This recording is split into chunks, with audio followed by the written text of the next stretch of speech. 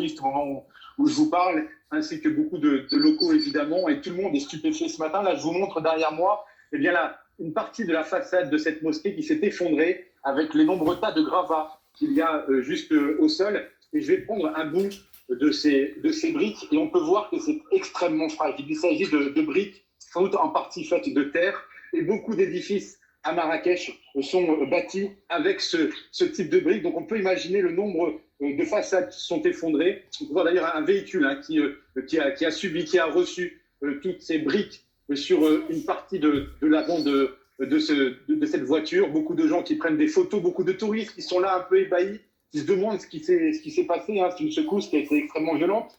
Je l'ai moi-même vécu à 23h10 pile dans un établissement de nuit où je buvais un verre avec quelques amis.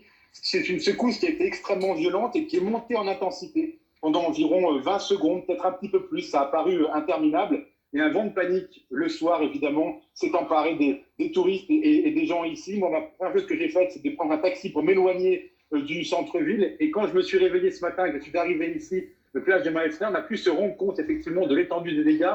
Il y a la façade de cette mosquée, mais dans la vieille Médina, où je compte me rendre tout à l'heure, il y a apparemment beaucoup plus de dégâts que dans cette partie-là de la Médina, un petit peu plus récente que l'ancienne ville.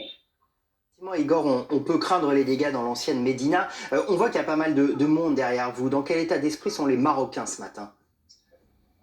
Écoutez, ils sont stupéfaits. La première chose qu'ils ont faite pour beaucoup, en tout cas ceux que j'ai interrogés, ont contacté leur famille qui habite à Marrakech, mais dans toute la région sud, puisque l'épicentre n'est pas à Marrakech. Il est à environ entre 50 et 100 km de Marrakech, dans des villages beaucoup plus isolés, parfois montagneux, et donc il est très compliqué de communiquer avec eux. Ce que j'ai pu observer, en tout cas hier soir, quand j'étais dans mon taxi pour retourner dans le lieu où je séjourne, eh bien, c'est que tout le monde était dehors, des familles, des enfants, des nouveau-nés, des femmes âgées qui ont sans doute pour partie passé la nuit à l'extérieur dans des couettes improvisées en espérant avoir de l'aide, avoir des secours, parce qu'ils ne savaient pas bien dans quel état était leur bâtiment, leur maison, leur appartement dans la nuit. Et beaucoup avaient très peur d'une réplique de ce séisme. Alors il y en a eu visiblement, mais qui n'était pas d'une magnitude aussi importante que la première, beaucoup plus faible. Nous d'ailleurs, nous ne l'avons absolument pas ressenti. Elle est arrivée environ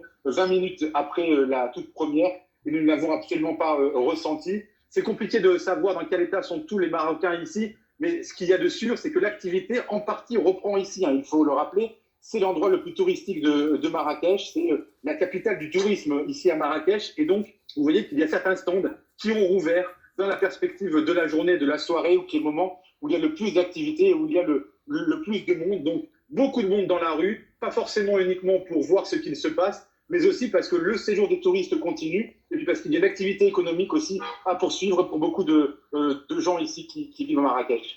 Igor,